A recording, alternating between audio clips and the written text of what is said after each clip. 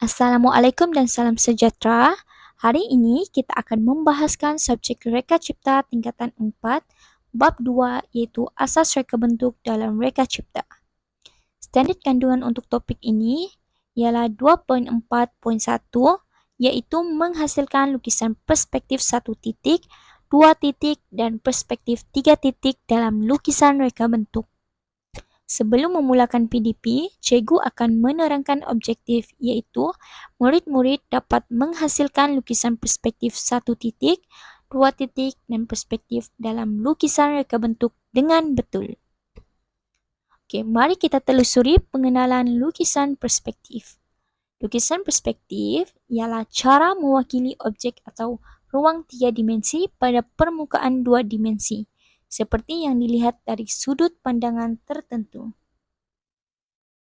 Terdapat 3 jenis lukisan perspektif iaitu perspektif 1 titik, perspektif 2 titik dan perspektif 3 titik. Dalam lukisan perspektif terdapat 2 komponen penting yang pelajar perlu ambil tahu, iaitu pertama titik lenyap, iaitu titik yang mewakili objek dari jarak jauh. Manakala komponen garisan ufuk iaitu garisan hayalan mendatar yang selari dengan sata gambar.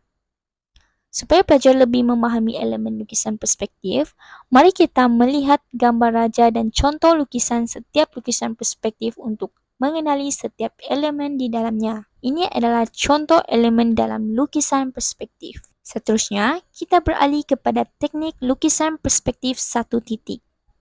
Lukisan ini cuma mempunyai 1 titik lenyap sahaja.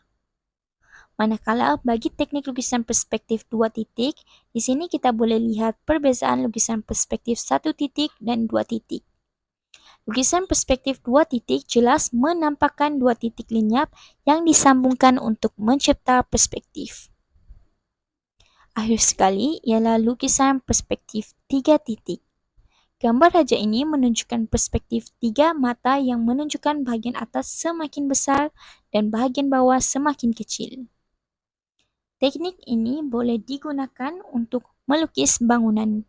Akhirnya, kita habis membahaskan topik ini. Sebelum itu, cikgu ingin merumuskan keseluruhan topik kita berkaitan lukisan perspektif.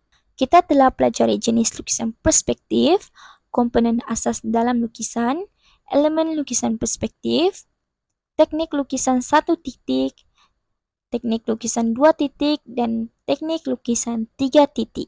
Lukisan perspektif bukan sahaja untuk seni tetapi juga mempunyai aplikasi praktikal dalam pelbagai bidang. Setiap komponen memainkan peranan penting dalam menghasilkan lukisan perspektif.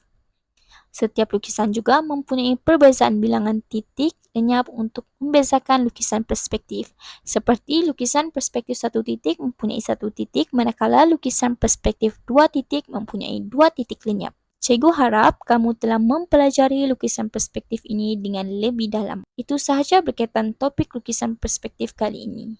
Jumpa di kelas seterusnya. Sekian, terima kasih.